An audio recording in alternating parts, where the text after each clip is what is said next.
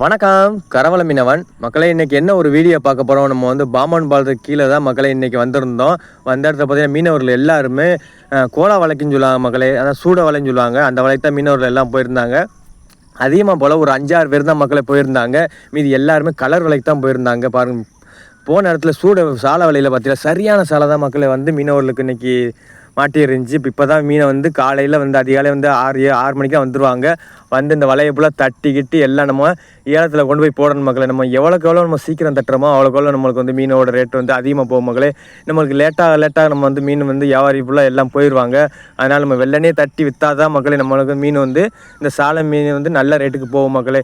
பாருங்கள், எல்லாம் ஃபுல்லாக கோலாவில் தான் வரிசையாக தட்டுறாங்க பார்த்திலாங்க.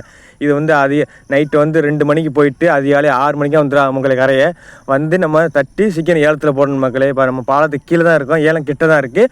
மறக்காம நம்ம வீடியோ பாருங்கள், நம்ம கரவல் சேனல் சப்போர்ட் பண்ணுங்கள், தொடர்ந்து வீடியோ பாருங்கள். நன்றி.